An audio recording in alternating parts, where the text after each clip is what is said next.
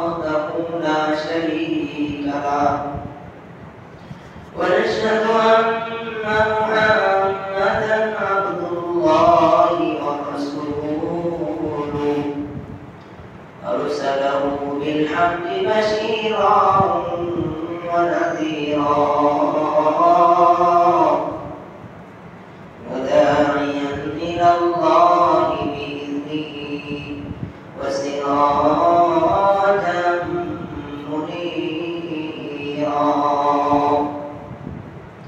أما بعد فأعوذ بالله من الشيطان الرجيم بسم الله الرحمن الرحيم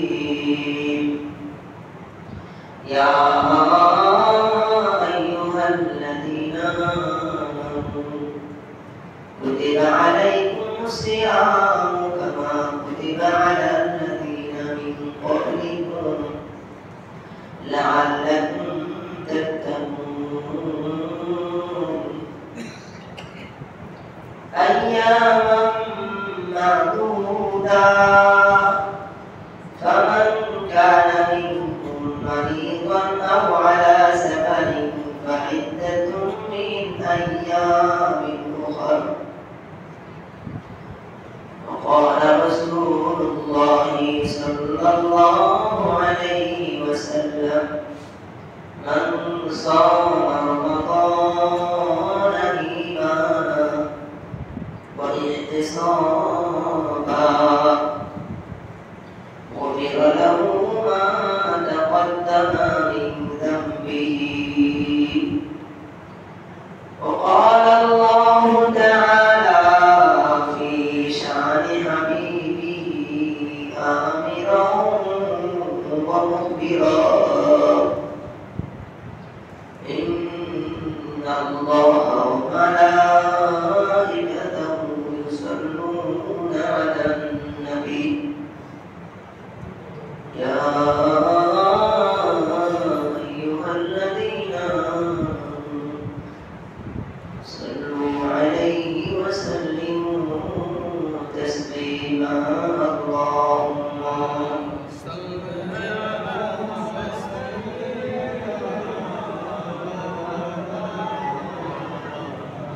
وعلى آل سيدنا مولانا محمد দিবানিশি মনে আমার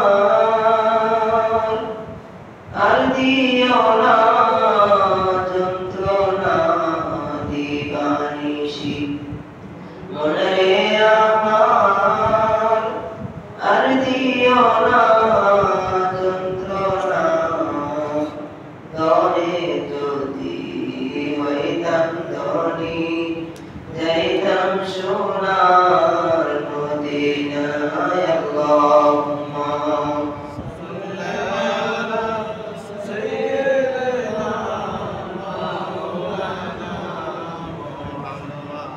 وعلى آل سيدنا مولانا محمد قال القائل রমজাদায়া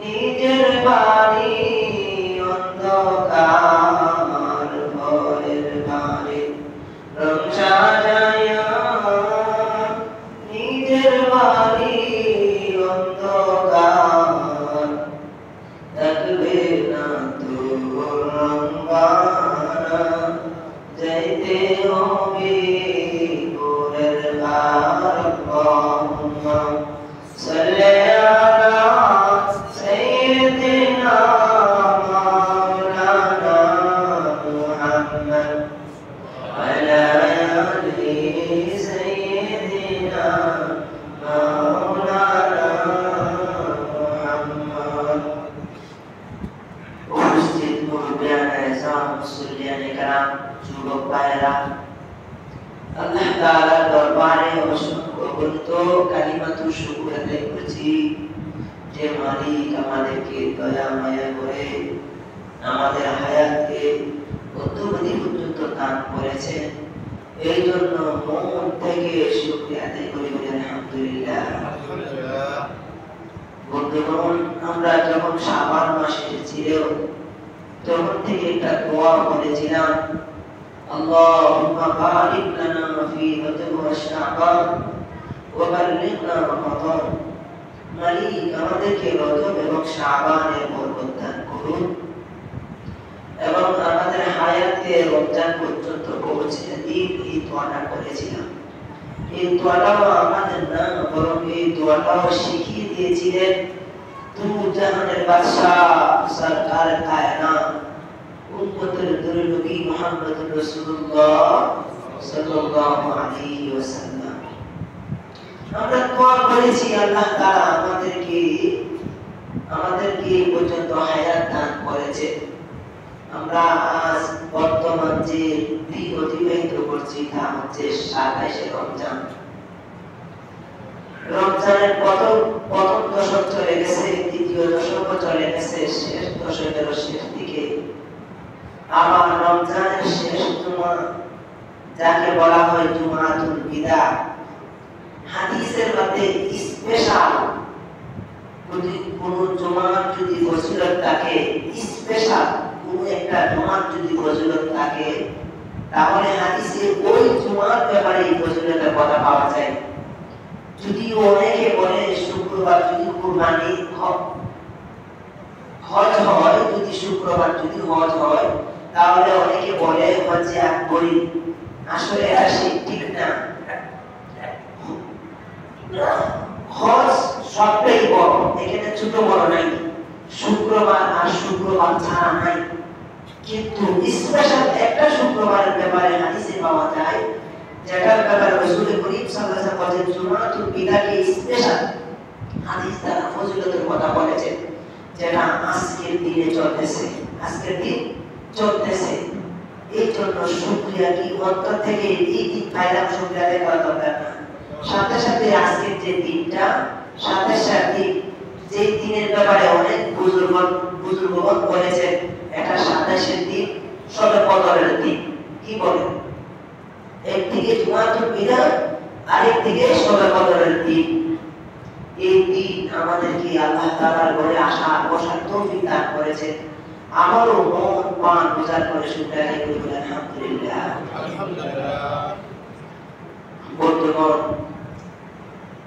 আমাদের কাছে রমজান মাস এসেছিল, চলে যাওয়ার পথে চলে যাইতেছে। আসলেই বা কেন, আর কেনই বা এই রমজান রোজার মাস, রমজান দিনের কারণটা কি? আমি আপনাদেরকে যদি প্রশ্ন করি, আল্লাহ তাআলা কেন রমজান মাস রোজার মাস দিয়েছিলেন, বলতে পারবেন কেন দিয়েছিলেন? একজন যদি পারেন বলেন দেখি, কেন আল্লাহ তাআলা রোজার মাস রমজান মাস দিয়েছেন, বলতে পারবেন? কেন কারণটা কি? কারণ হলো আল্লাহ তাআলা কোরআন কারীমে বলে দিয়েছেন, লাআল্লাকুম তাত্তাকুন। আল্লাহ তাআলা রোজার মাস রমজান দিয়েছেন ঈমানদারদেরকে সবার জন্য রোজা ফরজ করে দেন নাই, বরং আল্লাহ তাআলা যাদেরকে ভালোবাসেন, তাদেরকে মহব্বত করেন, যাদেরকে আল্লাহ তাআলা খাস বান্দা হিসেবে ঘোষণা দিয়েছেন, আল্লাহ তাআলা তাদেরকেই বলে দিয়েছেন, ইয়া আইয়ুহাল্লাযীনা আমানু, হে ঈমানদারগণ। মানুষ অসংখ্য অন্য দুনিয়ার মুখে আছে, আমি সকলকেই বিধান দেই নাই, আমি সকলকে তাকওয়া অর্জন করার জন্য রোজা দেই নাই, বরং আমি রোজা তো তাদেরকেই দিয়েছি, আমি যাদেরকে ভালোবাসি। এই জন্যই আমরা বলেছি, ইয়া আইয়ুহাল্লাযীনা আমানু, হে ঈমানদারগণ। এই ঈমানদার শব্দ বলে ডাকা কত মায়া, কত দয়া, আল্লাহ ওয়ালা ছাড়া কেউ বলতে পারবে না। ঈমানদার, আমাকে আল্লাহ তাআলা ঈমানদার বলেছেন, ঈমানদার বলেছেন, এর চেয়ে বড় সৌভাগ্য আর কি হতে পারে? বন্ধুগণ, ঈমানদার যারা, তাদেরকে ঈমানদার বলেছেন। আমরা তো ভাইকারি বলে সকলকেই নিজেদেরকে ঈমানদার দাবি করি। কি বলে? ঈমানদার দাবি করি। ঈমানদারের বৈশিষ্ট্য কি? ঈমানদারের কিছু আলামত আছে না? ঈমানদারের কিছু আলামত আছে না?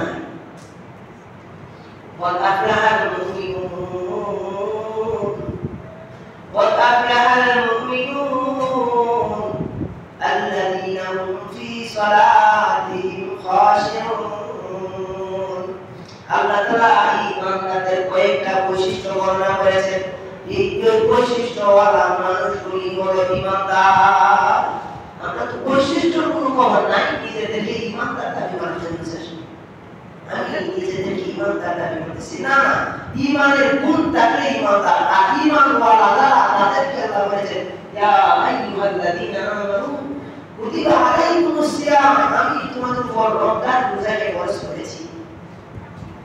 কামা কুতিবা আলাল্লাযীনা মিন ক্বাবলিকুম লাআল্লাকুম তাত্তাকুন। আমার ঈমানদার বান্দারা, আমি একটা বড় বাণী বিধান তোমাদেরকে দিলাম। এটা হালকা পাতলা বিষয় না, এটা একটা গুরুত্বপূর্ণ বিষয়। এই বিষয়টা আমি আল্লাহ শুধু তোমাদেরকে দিয়েছি এমন না, বরং আমি এই বিধানটা দুনিয়ার শুরু থেকে অন্তবধি পর্যন্ত ঈমানওয়ালা যারা ছিল, আমি আল্লাহ সকল জাতিকে এই বিধান দিয়েছিলাম। কেন কেন তাদেরকে কেন দিয়েছেন, আমাদেরকে কেন দিয়েছেন? আল্লাহ তাআলা এই আয়াতে তাও বলে দিয়েছেন কেন দিয়েছেন। আগেকার উম্মতকে কেন দিয়েছেন, আমাদেরকে কেন দিয়েছেন? আল্লাহ বলেছেন লাআল্লাকুম তাত্তাকুন। এই ঈমানদারওয়ালারা তোমরা যেন রোজার মাধ্যমে, সিয়াম সাধনার মাধ্যমে তাকওয়া অর্জন করতে পারো। তাকওয়া যেন রোজার মাধ্যমে অর্জন করতে পারো, এই জন্যই আমি রোজা দিয়েছি। বন্ধুগণ, আমরা সকলেই নিজেদেরকে ধরে নিলাম ঈমানদার, ধরে নিলাম ঈমানদার। বলুন দেখি, রোজা দিয়ে আমি কি তাকওয়া অর্জন করতে পারছি? যদি তাকওয়া অর্জন করতে পারি, তাহলে আসলে আমি ঈমানদার। আর আমার ঈমানদারের যেই কারণে রোজা দিয়েছে সেটা সার্থক হবে। আর যদি তাকওয়া অর্জন না করতে পারি, নিজেদেরকে ঈমানদার দাবি করলেও শেষ পর্যন্ত মুত্তাকি তাকওয়াওয়ালা হতে পারবো না। রাসূল করিম সাল্লাল্লাহু আলাইহি ওয়াসাল্লাম একদিন এই চেয়ারে বসলেন। নবী করিম সাল্লাল্লাহু আলাইহি ওয়াসাল্লাম একদিন এই চেয়ারে বসলেন। আজ বসা মাত্র তিনি একটা শব্দ বলেন, আমিন। কি বললেন? আমিন। অতঃপর তিনি আলোচনা করলেন। আলোচনা শেষে সাহাবায়ে কেরাম রাদিয়াল্লাহু তাআলা আনহু নবী করিম সাল্লাল্লাহু আলাইহি ওয়াসাল্লামকে প্রশ্ন করলেন, ইয়া রাসূলুল্লাহ, ইয়া হাবিবাল্লাহ, আজকের পূর্বে আমরা কখনো আপনাকে এবারে আমিন আমিন আমিন বলতে শুনি নাই। আজকে আপনি কেন আমিন আমিন বললেন? কারণটা কি? রাসূল করিম সাল্লাল্লাহু আলাইহি ওয়াসাল্লাম বলেন, ইয়া আমার সাহাবারা শোনো, এই মুহূর্তে জিবরাইল আলাইহিস এসেছিলেন এবং তিনটা বদদোয়া করেছিলেন। কয়টা বদদোয়া করেছিলেন? কথা বলেন না কয়টা? তিনটা।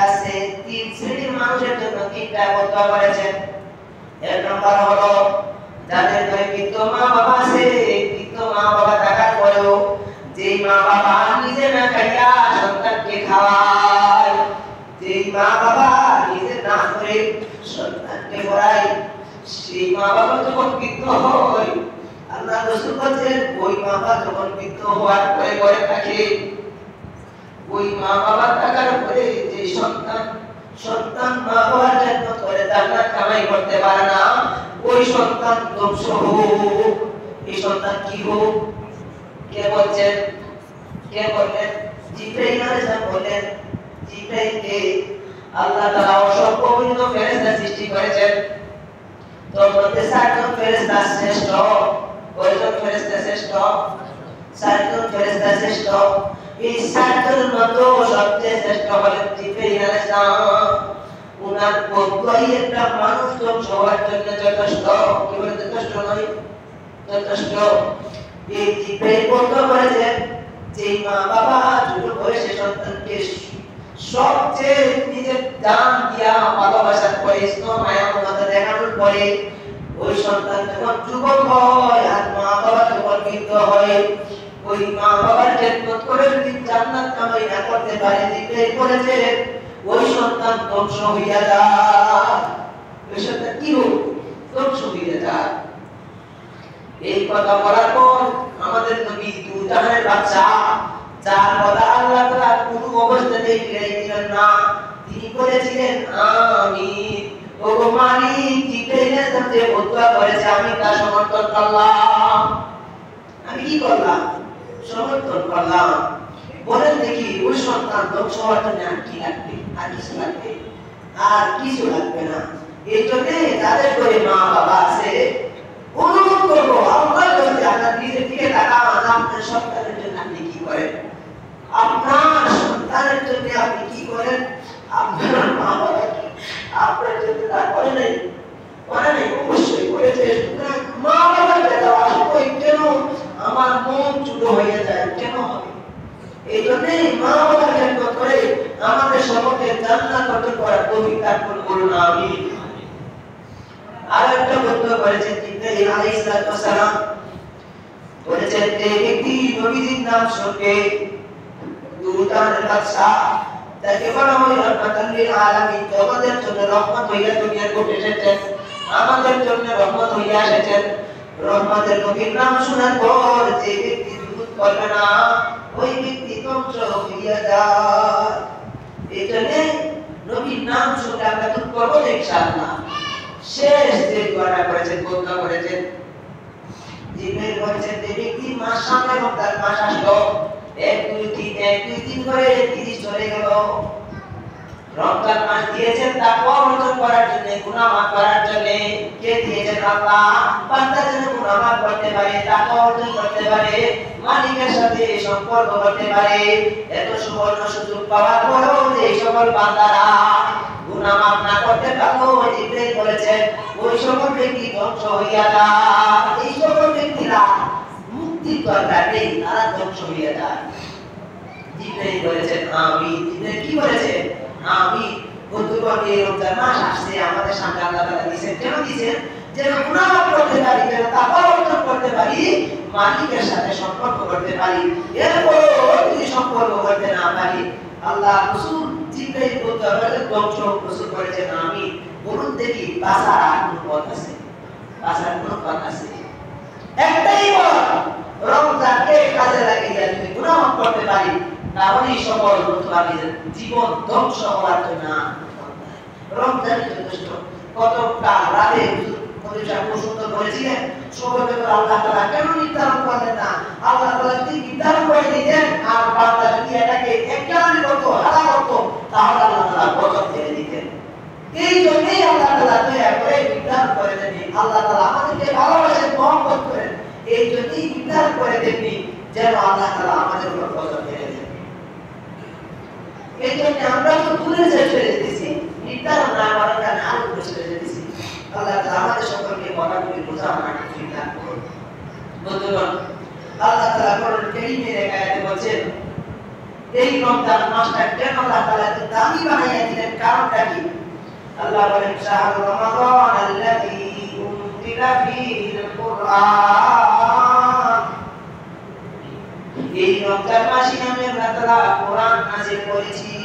কোরআন নাযিল করার কারণে আমি আল্লাহ তাআলা এই মাসটাকে দামি বানাইয়া দিয়েছি। এই রমজান মাস দামি কেন? কারণটা কি? মূলে কোরআন। মূলে কি? কোরআন। কোরআন এমন এক মহাগ্রন্থ, কোরআন এমন এক মহাগ্রন্থ যার সাথে রেখেছে আল্লাহ তাআলা কোরআনের খাতিরে দামি বানাইয়া দিয়েছেন। এই কোরআন মানব জাতির সাথে রেখেছেন। কার সাথে রেখেছে?